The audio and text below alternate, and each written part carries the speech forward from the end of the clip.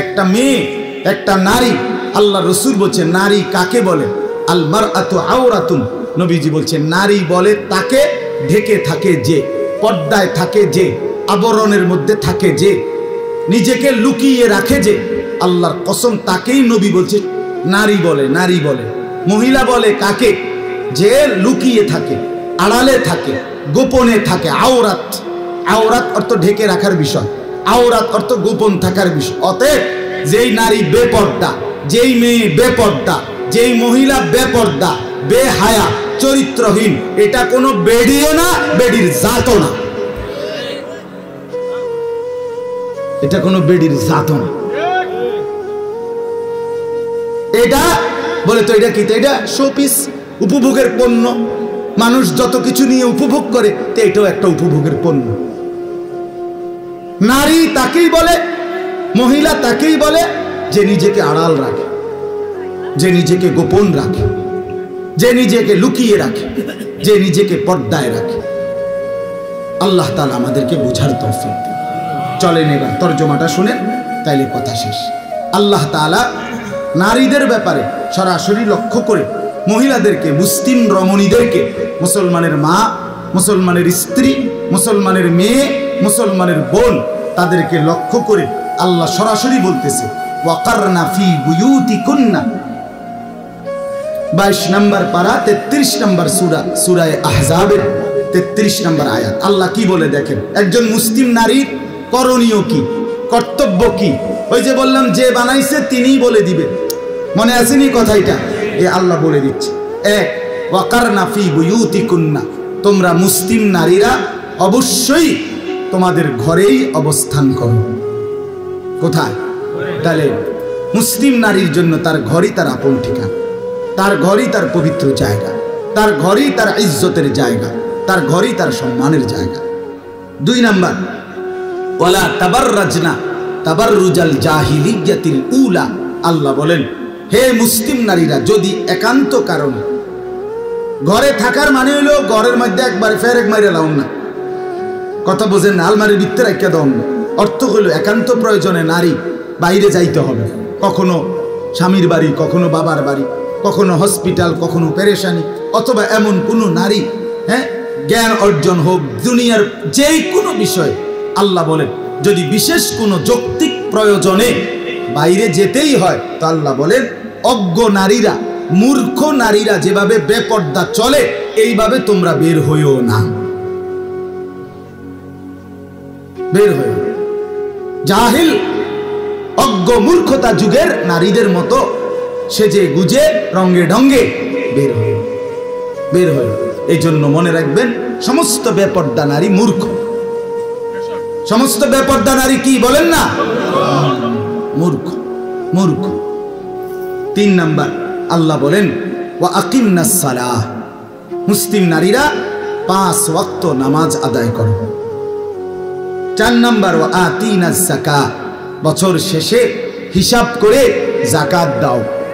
5 number, ওয়া আতি'নাল্লাহ ওয়া রাসূলা, জীবনের সব কাজে, সব বিষয়ে আল্লাহ এবং তার রাসূলের আনুগত্য করো। এখন বলেন তো আপনি, একজন মুসলিম মা, বোন, নারী, মেয়ে, এগুলি যদি ঘরে থাকতে হয়, পর্দা করতে হয়, 5 ওয়াক্ত নামাজ পড়তে হয়, হিসাব করে যাকাত দিতে হয়, আল্লাহ রসুলের আনুগত্য করতে হয়, তাকে কিছু শিখতে হবে কিনা, জানতে হবে কিনা?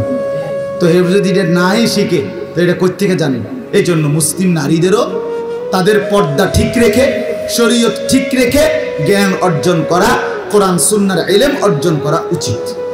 এরপরে আল্লাহ বলেন হে নারীরা, তোমরা আমি আল্লাহ ঘরে রাখতে চাই কেন? প্রশ্ন হলো এটা, আল্লাহকে জিজ্ঞেস করেন আপনি বেরিয়ে ঘরে আটকাচ্ছেন কেন? মহিলারা বাইর হইতে স্বাভাবিকভাবে পুরুষদের কাঁধে কাঁধ মিলিয়ে বের হতে দিচ্ছেন না কেন? আল্লাহ তাআলা বলেন ইন্নামা ইউরিদুল্লাহু লিইউযহিবা আনকুমুর রিজসা আহলাল বাইতি ওয়া ইউতাহহিরাকুম তাতহীরা। সুবহানাল্লাহ। আল্লাহ বলেন আমি আল্লাহ চাই একজন মুসলিম নারী দ্বারা, মুসলিম রমণী দ্বারা ঘরে রেখে তার সেই ঘরের সকলকে পবিত্র করে দিতে। এক সতী সাধ্বী পর্দানশীল চরিত্রবতী নারী ঘরে থাকবে, তার স্বামীও দিনদার হবে, তার মাও দিনদার হবে, তার বাবাও দিনদার হবে, ছেলেও দিনদার হবে, মেয়েও দিনদার হবে, পুরা ফ্যামিলি ওই নারীর বরকতে আল্লাহওয়ালা হয়েছে। আল্লাহ তাআলা এরপরের আয়াতে বলেন ওয়াযকুরনা মা ইউতলা ফি বুয়ুতিকুন্না মিন আয়াতিল্লাহি ওয়াল হিকমা। আল্লাহ বলেন, এখন যদি নারীরা প্রশ্ন করে আমি ঘরে বইয়ে কি করব, সারাক্ষণ রান্না বান্না ছাড়া, এরপরে কি করবেন? এরপরে আপনি রিমোট হাতে নিবেন আর টেলিভিশন চাইবেন, কিরণমালা চাইবেন আর স্টার জলসা চাইবেন। কথা বুঝছেন কিনা? আল্লাহ বলেন না, ওয়াযকুরনা মা ইউতলা ফি বুয়ুতিকুন্না মিন আয়াতিল্লাহি ওয়াল হিকমা। আল্লাহ বলে তোমরা মুসলিম নারীরা তোমাদের সাংসারিক হালাল প্রয়োজন পূরণের পরে তোমাদের ঘরে অবস্থান করাকালীন তোমরা আল্লাহর আয়াত কোরআন এবং হিকমত মানে রসুলের হাদিস তোমরা পাঠ করবা, তেলাওয়াত করবা, পড়বা, বুঝবা, শুনবা, শুনাইবা, আমল করবা। এই জন্য আল্লাহ তাআলা কোরআনুল কারীমের মধ্যে বলছেন মানুষ দুই ধরনের। কিছু মানুষ আছে যাদেরকে মূলত মানুষ বলে, দুই পাওয়ালা, আর কিছু আছে দেখতে দুই পাও কিন্তু মূলত ওরা চার পাওয়ালা, চার ঠ্যাংওয়ালা, অর্থাৎ এরা মূলত মানুষরূপী জানোয়ার। কোরআনুল কারীমের মধ্যে আল্লাহ তাআলা স্পষ্ট বলছে, হে নবী, মনের ইচ্ছা মতো, মনের চাহিদা মতো, নিজের খেয়াল খুশি মতো যারা চলে তার কাছে যা ভাল লাগে, আল্লাহ কি বলছে বাদ দাও, রসুল কি বলছে বাদ দাও, ইসলাম কি বলছে থো, এগুলো তো সব কিছুর মধ্যে হুজুরের টাইম নাই, সব কিছুর মধ্যে কোরআন হাদিস টাইম নাই, সব কিছুর মধ্যে ইসলাম নিয়ে টানাটানি করুন। ইসলাম শান্তির ধর্ম, শান্তিতে রাখবে, ইসলাম যাতে শান্তিতে থাকে, বুঝেন না? ইসলামকে শান্তিতে রাখা উনি নিজের মতো করে চলতেছে।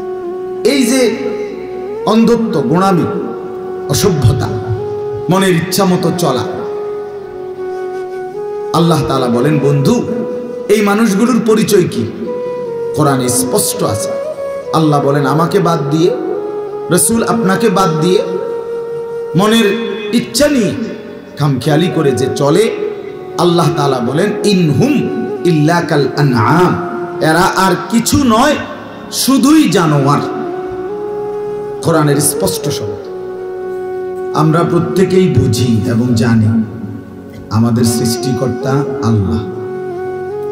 আমরা যারা পুরুষ আমাদেরকেও বানিয়েছেন আল্লাহ, আমাদের যারা নারী, মা, বোন, স্ত্রী, কন্যা, তাদেরকেও বানিয়েছেন আল্লাহ।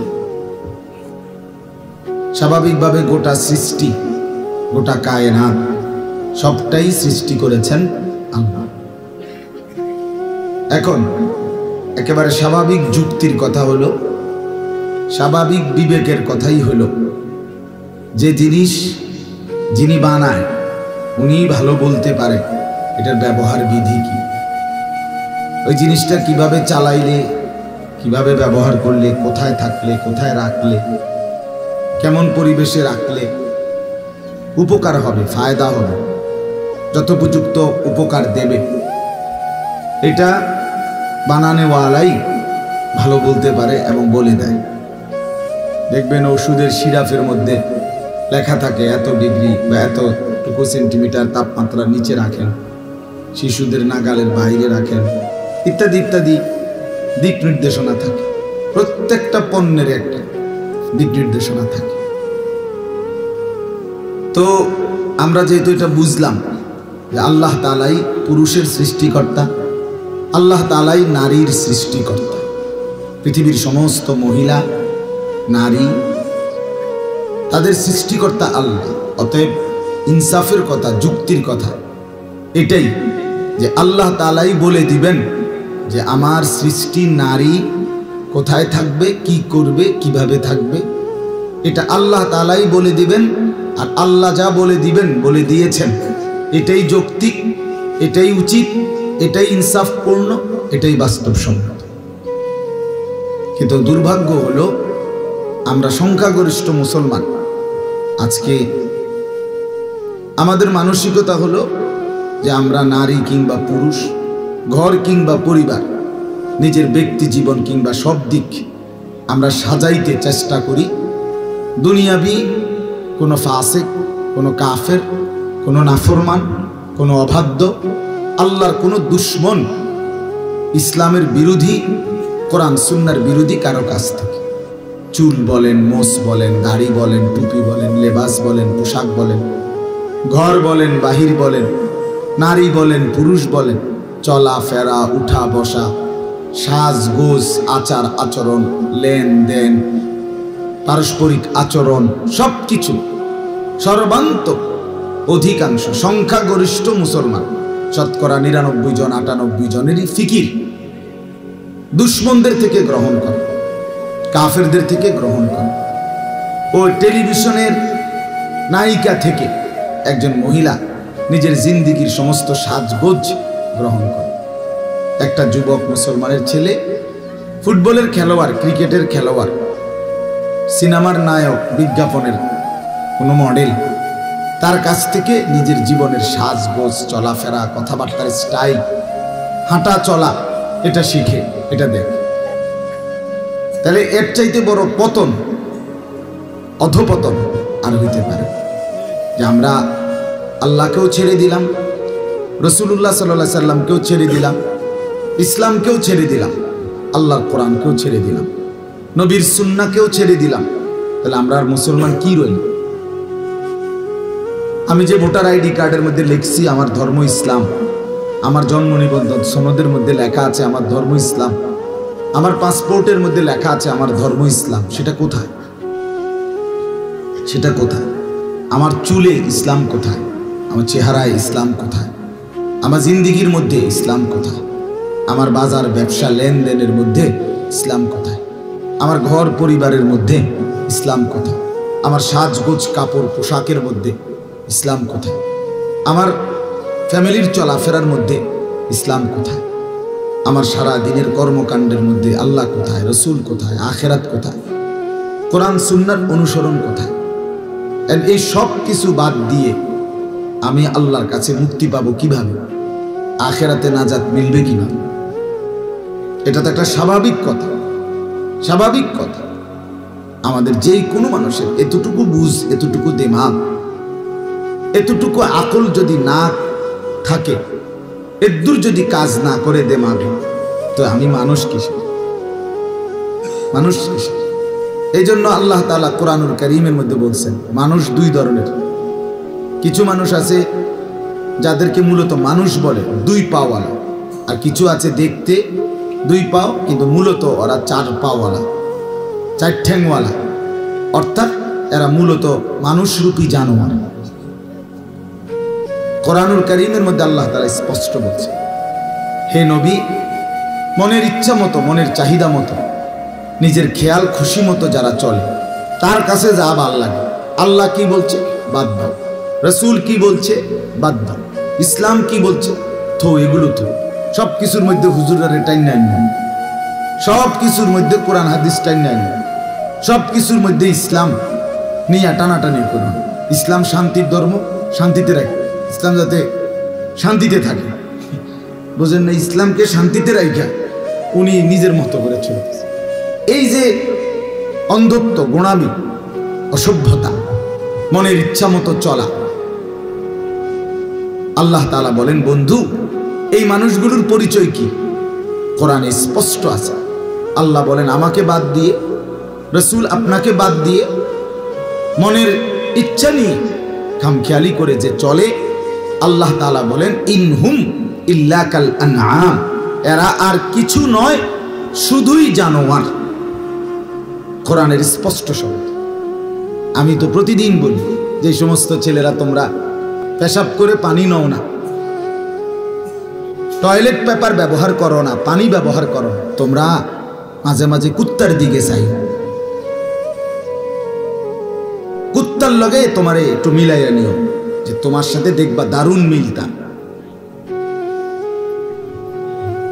হ্যাঁ, প্রয়োজনে কুত্তার সাথে একটা সেলফি তুলে একসাথে যে আমরা দুই জানোয়ারকে কেমন দেখায় দেখেন। অসংখ্য মানুষ কমেন্টস করে জানাবে আপনাদের দুই জানোয়ারকে দারুণ দেখাচ্ছে, মানাইছে না। একজন ঠেঙ্গালগিরিয়া মতে, আরেকজন ফানিসারা মতে। দারুণ সেরকম দেখা যায়, দারুণ হয়েছে।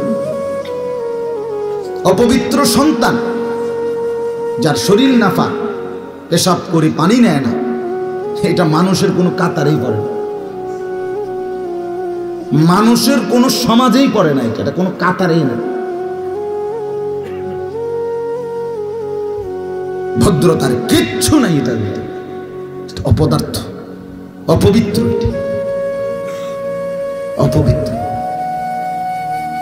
এজন্য এটা বুঝা দরকার। আল্লাহ তাআলা আমাদেরকে মুসলমান বানাইছে। 800 কোটি মানুষের মধ্য থেকে আল্লাহ পছন্দ করে, আমাদের কোনো যোগ্যতা ছাড়া, আমাদের কোনো তদবির ছাড়া আল্লাহ দয়া করে আমাকে মুসলমান মা বাবার ঘরে জন্ম দিয়েছেন, এই তাফালিং আর এই ফালতু কাজ করার জন্য নয়। এজন্য প্রিয় ভাই, নষ্ট হইও না, নষ্ট হইও না, নষ্ট হইও না। সুন্দর এই জিন্দেগি নষ্ট করে দিও না। বুট বাদাম, চা বিস্কিট, মোবাইল, নাচ গান, অস্থির ছবি, বন্ধুদের আড্ডা, এই বারবার চুলের বাহার ইত্যাদি ইত্যাদি, এটা কোনো জীবন না, এটা কোনো সুস্থ স্বাভাবিক জিন্দেগি হতে পারে না, পারে না। এই প্রতিবন্ধী 1 বছরে যে কমপক্ষে 5-6 আইটেমে চুল কাটছে, একবার স্পষ্ট, যে কোনো ডাক্তার দেখাইলে কইব তে মানসিক প্রতিবন্ধী, কোনো সন্দেহ নেই, তার সিরা বাস্তব, এটা কোনো সন্দেহ নেই। কারণ এর যে তার সিরা, এটা লইয়া কোনো সন্দেহ নেই। কারণ যে পাগল, যে মাতাল, সেই এরম করে, কি করে না করে হে কই তার। আমি আমার মাথার চুল থেকে পায়ের নখ পর্যন্ত যা করি আমি তা জানি, প্রতিটার সাথে আমার কোরআন সুন্নাহর সাথে মিল রেখেই আমল করতে চেষ্টা করি। আমার হিসাব আছে, সনদ আছে। মুসলমান, মুমিন, নেককার, নামাজি, দিনদার প্রত্যেকের চলাফেরার একটা হিসাব আছে। হিসাব ছাড়া, নিয়ন্ত্রণহীন, লাগাম ছাড়া যার জিন্দেগি, তার জীবন মানুষের জীবন নয়, বরং হাইওয়ান, জানোয়ারের জীবন। এটা বোঝা উচিত বন্ধু আমার। রব্বানা ইন্নাকা তা'লামু মা নুখফি ওয়া মা নু'লিন। ইব্রাহিম আলাইহিস সালাম বলছেন, আল্লাহ আমি জানি, আপনি আমার গোপন বিষয়গুলো জানেন, আপনি আমার প্রকাশ্য বিষয়গুলো জানেন। ওয়া মা ইয়াখফা আলাল্লাহি শাইউন ফিল আরদি ওয়ালা ফিস সামা। আল্লাহর কাছে 7 আসমানের উপরে, 7 তবক জমিনের নিচে কোনো কিছু গোপন নাই। রাত 2টায় মা না ঘুমায়, আল্লাহ ঘুমায় না। ছেলেরা উলঙ্গ ছবি যে দেখো, মোবাইলে নর্তকীর নাচ দেখো, মা না ঘুমাইছে, দোস্ত আমার, মালিক ঘুমায় না, বাবা না ঘুমায় গেছে, আল্লাহ ঘুমায়। আলাম ইয়ালাম বিআন্নাল্লাহা ইয়ারা। আল্লাহ বলেন, বান্দা তুমি কি জানো, আমি কিন্তু সারাক্ষণ তোমাকে দেখি। কতক্ষণ? সারাক্ষণ। রাত 2টা হোক আর 3টা হোক, 1 বছর হোক আর 1000 বছর হোক, লক্ষ কোটি বছর পার হলেও আমি মাওলার 1 সেকেন্ডের জন্য তন্দ্রাও আসে না, ঘুমও আসে না। লা তাখুযুহু সিনাতুন ওয়ালা নাওম। আমি আল্লাহর তন্দ্রাও স্পর্শ করে না, ঘুমও স্পর্শ করে না, আমি ঘুমাই না। আল্লাযী ইয়ারাকা হিনা তাকুম ওয়া তাকাল্লুবাকা ফিস সাজিদিন। রব্বুল আলামিন বলেন, বন্ধু, নবী আমার, বন্ধু আমার, আপনি যখন দাঁড়িয়ে থাকেন, আপনি যখন রুকু দেন, আপনি যখন সেজদা দেন, আমি 24 ঘন্টা আপনাকে একরকমই দেখতে পাই। আমি দেখি, আমি দেখি। ওমা ইয়াখফা আলাল্লাহি শাইউন। আমি আল্লাহর কাছে কোনো কিছু গোপন নাই, কোনো কিছু গোপন নাই। দোস্ত আমার, যৌবন থাকবে না, বৃদ্ধ বাবা আপনিও থাকবেন না, পর্দার আড়ালের মা তুমিও থাকবা না, মা বোন আপনিও থাকবেন না, কেউ না। আল্লাহ যদি নিরাপদ না রাখে, বান্দার নিরাপদে থাকবার কোনো ক্ষমতা নাই। আছে কি? জি না, না। এজন্য আমরা প্রত্যেকেই, আমি শক্ত বললাম, আঘাত করে বললাম আর কি হয়তো, কিন্তু ভাবা দরকার, পরিবর্তন দরকার।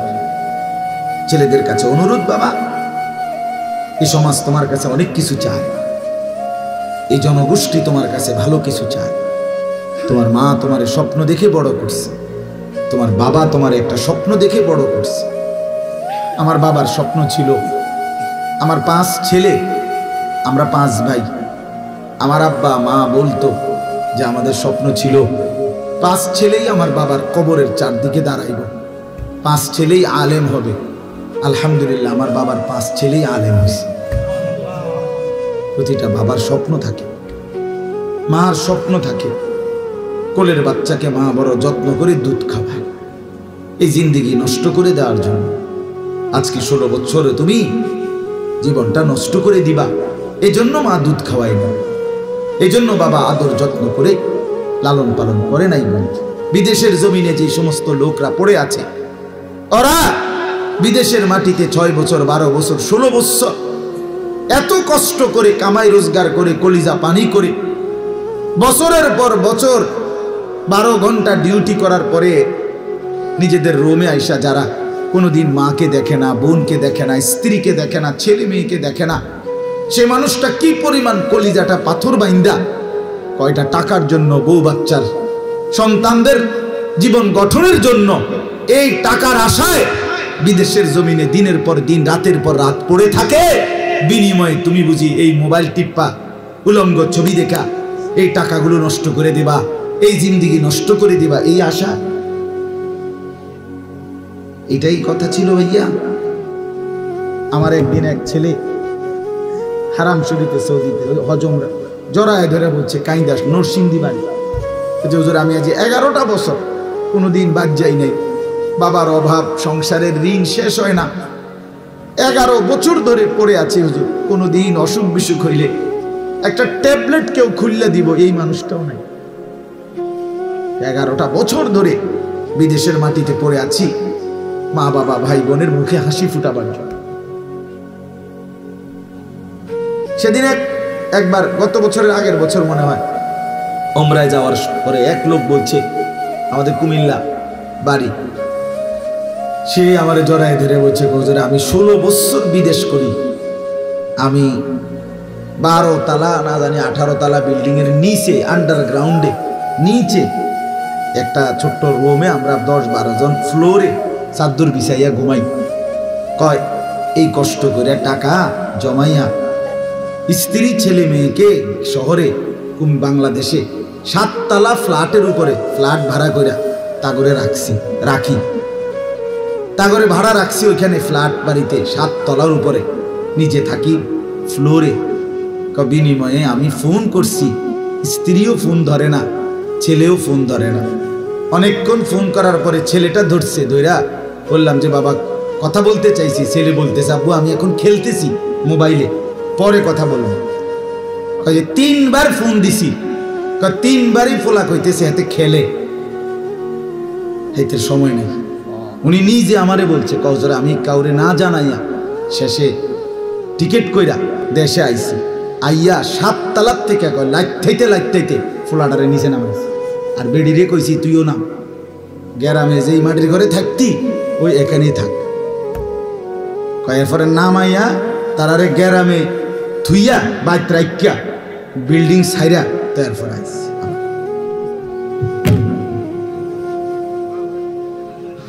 কি রে বেটা, কি জন্য কষ্ট করলাম?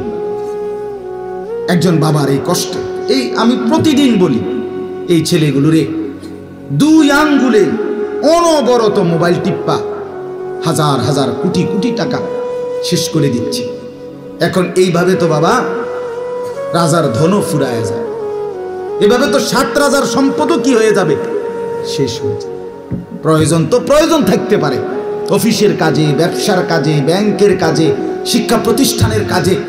বড় মোবাইল, সেটা যদি কোনো দরকার প্রয়োজন, তো সেটা তো প্রয়োজনের মধ্যে, কিন্তু হাঁটতে চলতে উঠতে বসতে রোডে গাড়ে পেশাব পায়খানা টয়লেট বাথরুম রাত 2টা সারা দিন রাত মোবাইলটা টিফোন, এটা প্রয়োজন?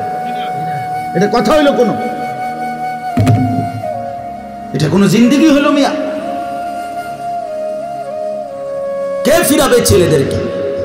কে ফিরাবে বেপর্দা মেয়েদেরকে, চরিত্রহীন মেয়েদেরকে কে ফিরাবে?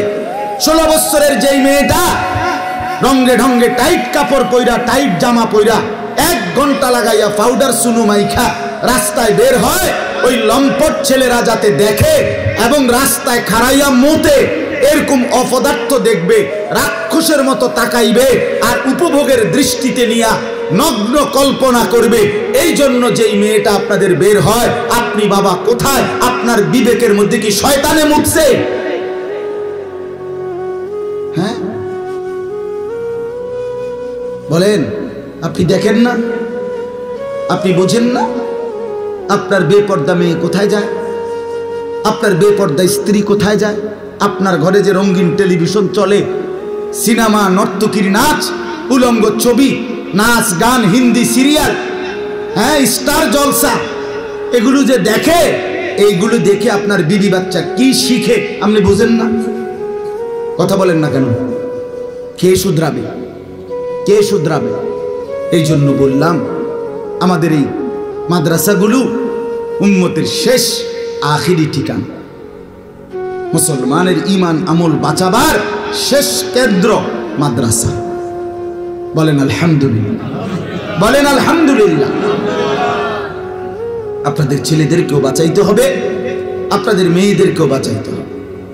আপনাদের আল্লাহ কাছে যে জানতে হবে ছেলে কি করবে, মেয়ে কি করবে, পুরুষ কি করবে, নারী কি করবে, এটা আল্লাহ বলে দিবে। নিজেরা ভাবলে হবে না, টেলিভিশন থেকে শিখলে হবে না। সিনেমার নায়িকা, বিজ্ঞাপনের গায়িকা, ফুটবলের খেলোয়াড় আর ক্রিকেট খেলোয়াড় থেকে মডেল নিলে হবে না। মডেল নিতে হবে জীবন চলার পথেও। একবারে চুল হোক, দাড়ি হোক, জামা হোক, প্যান্ট হোক, ব্রাশ হোক, টুথপেস্ট হোক, আপনি হাসি হোক, কান্না হোক, খোদার কসম সব কিছুই নিতে হবে রাসূলুল্লাহ সাল্লাল্লাহু আলাইহি সাল্লাম থেকে। নবী সাল্লাল্লাহু আলাইহি সাল্লাম কিভাবে হাঁটছেন সাহাবীরা তাও বলছে, কিভাবে কাঁদছেন তাও বলছে, কিভাবে হাঁটছেন তাও বলছে, কিভাবে দাঁত পরিষ্কার করছেন তাও বলছে, কিভাবে পেশাব পায়খানার প্রয়োজন সারছেন তাও বলছে, কিভাবে রাত্রিবেলা প্রয়োজন সারছেন তাও বলছে, কিভাবে স্বামী স্ত্রী মিলিত হয়েছে তাও বলছেন, কিভাবে ফরজ গোসল করছে তাও বলছেন, কিভাবে পেশাব পায়খানা থেকে পবিত্র হইতে হয় তাও বলছেন, কিভাবে আপনার গোসল ফরজ হলে পবিত্র হতে হয় তাও বলছেন। ঘর চলবে কিভাবে, বাজার চলবে কিভাবে, দেশ চলবে কিভাবে, জাতি চলবে কিভাবে, ঘর চলবে কেমনে, স্ত্রী ছেলে মেয়ে চলবে কিভাবে, সব আল্লাহ তাআলা রাসূলুল্লাহর জিন্দেগীর মাধ্যমে, কোরআনুল কারীমের মাধ্যমে বলেছেন কিনা? তা আপনার কিচ্ছুই বাদ দিলেন, সব ছেড়ে দিলেন, তো কেমনে হবে জীবন? আমরা টিকবো কিভাবে? বিশ্বাস করেন, আমাদের আল্লাহ ছাড়া কেউ নেই। আমাদের জন্য, আমাদের নিরাপত্তা, আমাদের দুনিয়ায় বেঁচে থাকার অধিকারের জন্য আল্লাহ ছাড়া কেউ নেই, কেউ নেই। কোন পৌঁছেগা হামে তেরে সওয়া। হাকিমুল উম্মত থানভী রাহমাতুল্লাহ আলাইহি বলছেন এটা, আল্লাহ আপনি ছাড়া আমগো খবর নেয় কে, আমগো কথা জিজ্ঞেস করে কে, আমরার কথা জিগায় কে? বলে এজন্য 48 দিনের লাগাতার আক্রমণে ইসরায়েলের ইহুদিরা 23 লক্ষ মুসলমানকে বসত ভিটা, একদম বাড়ি ঘর, একটা ভিটা মাটি, একটা ঘর আর মাটির উপরে অক্ষত নাই। এই 48 দিনের লাগাতার আক্রমণ 15,000-এর চাইতে বেশি নারী, শিশু, অবুঝ বাচ্চার রক্তে জমিন ভেসে গেছে। শহীদ, শহীদ মায়ের রক্ত, শহীদ বোনের রক্তে, শহীদ মাসুম বাচ্চার রক্তে আল্লাহর জমিন ভেসে গেছে। হাজার হাজার মুসলিম নারী, শিশু, বৃদ্ধ হাসপাতালের বেডে চিকিৎসায় অনাদরে, অবহেলায়, অকাতরে পড়ে গেছে। মুসলমান তার লাশ নিজের জন্মভূমিতে দাফন করার অধিকার পায় না। আমরা নিজের পত্রিকায় দেখছি ফিলিস্তিনের মুসলমানের লাশ কুকুরে টানা হেঁচড়া করতেছে, দাফনের অভাবে পড়ে আছে। আর কত নির্যাতন জুলুম দেখলে, মুসলমানের উপরে আর কত পরিমাণ আঘাত দেখলে আমরা বুঝবো যে আমাদের আল্লাহকে ডাকা দরকার। বলেন, আমাদের মাদের পর্দা দরকার, আমাদের ছেলেদের সেজদা দরকার, আমাদের বাবাদের হালাল উপার্জন দরকার। কখন বুঝবো?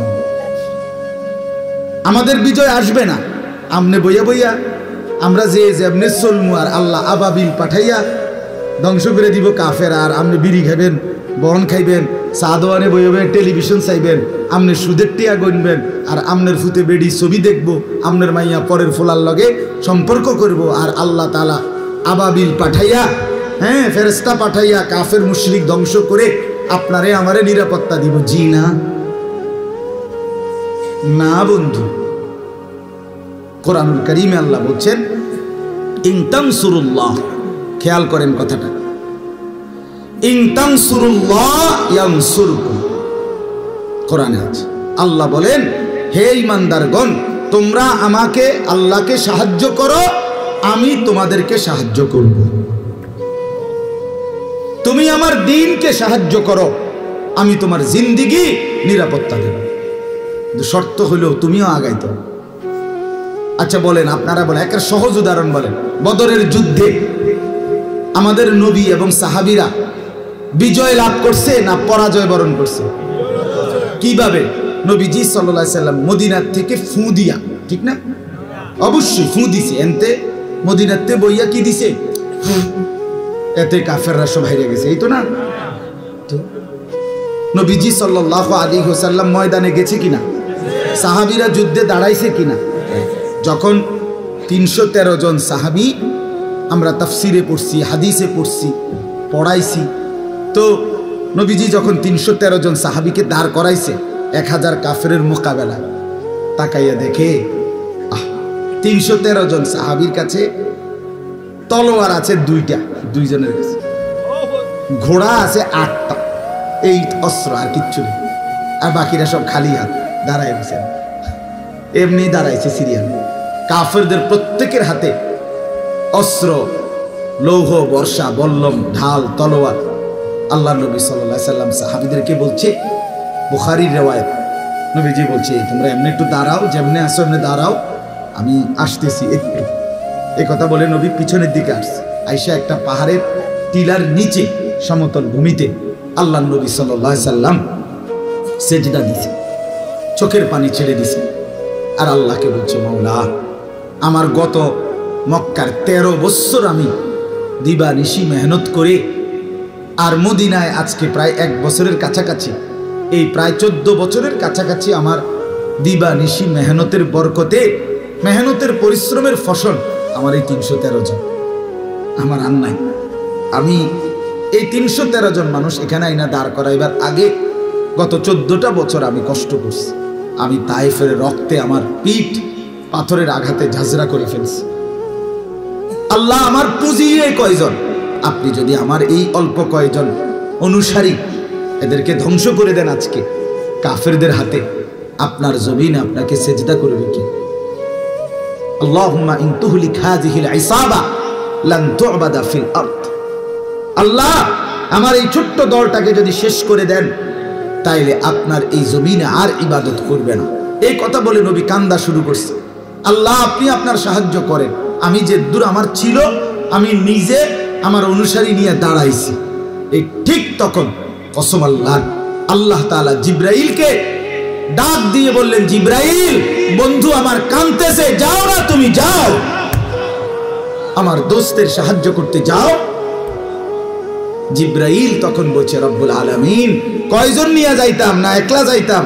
আল্লাহ বলে, 1000 যোদ্ধা ফেরেশতা নিয়ে এখন যান। আন্নী মুমিদ্দুকুম বিআলফিন মিনাল মালাইকাতি মুরদিফিন। 1000 ফেরেশতা নিয়ে জিব্রাইল সাহাবায়ে কেরামের কাঁধের সাথে কাঁধ মিলিয়ে যুদ্ধ করছে, মুসলমানদের বিজয়ের পতাকা উড়ে গেছে। বন্ধু আমার, আমরা আগাইতে হবে, আমরা সেজদা দিতে হবে, আমরা বন্দিগি করতে হবে, আমাদের স্ত্রীকে পর্দাশীল বানাইতে হবে, আমাদের মেয়েকে দিনদার বানাইতে হবে, আমাদের মাকে পবিত্র বানাইতে হবে, আমাদের কন্যাটাকে পবিত্র বানাইতে হবে, আমাদের বোনটাকে চরিত্রবান বানাইতে হবে। সবাই মিলে, আবারও বলছি, সবাই মিলে হইতে হবে। পুরুষরাও নারীরাও, জওয়ানরাও বুড়ারাও সবাই মিলে একটি সুন্দর দ্বীনি পরিবেশ তৈরি করলে আল্লাহর রহমত আসে। একজন হুজুর, দুইজন হুজুর এটা হবে না। একজন, ওই বেচারা আহাজারি করছে আপনাদের সামনে। মাদ্রাসার কথা বলতে গিয়ে বাস্তবতা এটাই, লম্বা হয়ে যাচ্ছে, সেও উনিও বুঝছে, কিন্তু ওই যে ওনার অস্থিরতা, বেচারার আবেগ থামাইতে পারতেছে না, যে সে একটা মাদ্রাসা গড়ার জন্য এই পরিমাণ কষ্ট করছে, দৌড়াদৌড়ি হুড়। আমার কাছে তো এই মাহফিলটার জন্য মনে 50 বার করছে। ডাক্তার বাহার, এই বেটা, ওই যে আমাদের কামরুল, আরো অনেকেই দফায় দফায় অনুরোধ করে এই মাহফিলটা মিলাইছে। আমার আরো একটা মাহফিল আছে, তবে আবার এখন ওই হোমনা যাব। তাহলে আমি আপনাদের কাছে বলতে চাচ্ছি, আপনাদের কাছে এটা বুঝাইতে চাচ্ছি, আমি চেষ্টা করি, আমি বুঝি এই অস্থিরতা যদি আল্লাহর জন্য হয়, খোদার কসম পুরা জাতির বিরোধিতার মোকাবেলায় মাদ্রাসা দাঁড়ায় যাবে ইনশাআল্লাহ। শুধু শর্ত হইল এই অস্থিরতাটা যেন আল্লাহর জন্য, ইখলাস থাকলে। আমি আজকে 18 বছর, আমার এই ছোট্ট ওয়াজের জিন্দিগি 18 বছর, 18 বছর হয়েছে। এই কত ঝড়, কত তুফান, কত নিন্দা, কত সমালোচনা, কত কিছু, কত উনাফানা, কত জোরের, কত ফ্যানফ্যানানি শুনছি। আমি একটা সিদ্ধান্তে ছিলাম, যে যা মনে কক, যে কক ওয়াহাবি, যে কক দুশ্মন, যে কক ইডা, বাবুরে আমি কইতে কইতে আলগি দিয়া আমি কইতে থাকি, উনি কইতেই থাকছে, আমরা বলতেই থাকছি। আল্লাহ তাআলা মুমিনের কলবের দিকে তাকাইয়া বরকত দিতেই থাকছে। কোনো সন্দেহ নেই, কোনো সন্দেহ নেই। এজন্য সবার কাছে অনুরোধ, দ্বীনকে ভালোবাসেন, কোরআনকে ভালোবাসেন, আল্লাহকে ভালোবাসেন, রাসূলুল্লাহ সাল্লাল্লাহু আলাইহি সাল্লামকে ভালোবাসেন। আমার তরিকায় আমনা ইউল লাগতো না, আমনের তরিকায় আমি যাওন লাগতো না। কেউ কাউরে নিয়ে টানাটানি করার দরকার নাই। প্রত্যেকেই ইসলামকে নিয়ে, কোরআন সুন্নাহর খেদমতকে নিয়ে ফিকির করা দরকার। ঠিক কিনা বলেন না কেন? এটা উচিত, এটা উচিত। আপনি পক্ষে থাকেন, পক্ষে থাকেন। কোন মসজিদ, কোন মাদ্রাসার বিরুদ্ধে যেন আপনার নাম না আসে। আমি এটা সবসময় বলি, কোন মসজিদ মাদ্রাসার বিরুদ্ধে এই কথাটা যেন না আসে যে এই লোকটা মসজিদের বিরুদ্ধে, মাদ্রাসার বিরুদ্ধে, এটা যেন না হয়। তাইলে কষ্ট পাবেন, তাইলে কষ্ট পাইবেন। আমি অনুরোধ করলাম, আমরা প্রত্যেকেই মিলেমিশে দ্বীনের ফিকির করেন, দ্বীনের ফিকির করেন, সমাজটা ভালো করেন, ছেলেদেরকে নামাজি বানাইবার ফিকির করেন, মেয়েদেরকে পর্দানশীল চরিত্রবান বানাইবার ফিকির করেন।